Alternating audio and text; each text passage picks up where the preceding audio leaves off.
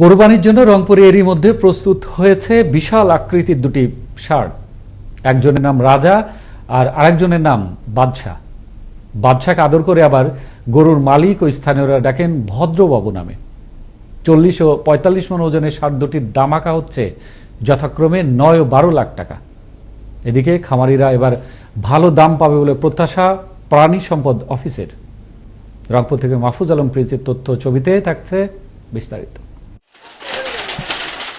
রংপুরে ফাতাংটারি গ্রামে প্রায় 2 বছর ধরে গরু দুটি হৃষ্টপুষ্ট করছেন খিলিপান ব্যবসায়ী শাহিন আর শামীম। গায়ের রং কালো, নাম রাজা। রাজার সাথেই বসবাস বাদশারও। আর গজগন্টার ভদ্রবাবুকে এবার কোরবানি ঈদে তোলা হবে বাজারে। এরই মধ্যে অনেকেই হাঁকাচ্ছেন রাজা, বাদশা ও ভদ্রবাবুর দাম। তবে দাম নিয়ে শঙ্কার কথা বলছেন তারা।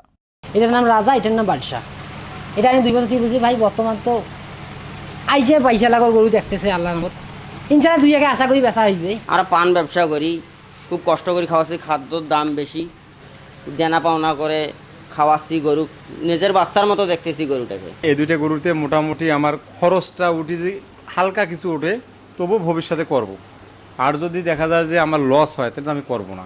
পরিবারে সবাই ব্যস্ত থাকেন এই গরুর পরিচর্যায়। অন্য গরুর চেয়ে দেখতেও সুন্দর, হাঁটা চলা রাজার মতোই। এ যেন আদর্শ হাগে গড়া আরেক সন্তান।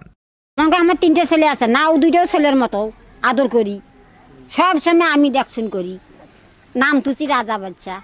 এরই মধ্যে গোখাদ্যের দাম বাড়ায় বেড়েছে গরুর দাম। কোরবানির হাটেও বড় গরুর দাম ভালো পাবেন খামারিরা, বলছেন জেলা প্রাণী সম্পদের এই কর্মকর্তা। ঈদুল আজহার আগেই এগুলো বিক্রি হয়ে যাবে এবং ভালো লাভ করবেন বলে উনি আশাবাদ ব্যক্ত করেছেন। কোরবানির ঈদের আর কয়েকদিন বাকি থাকলেও রংপুর থেকে গরু কিনে নিয়ে যেতে শুরু করেছেন ব্যাপারীরা।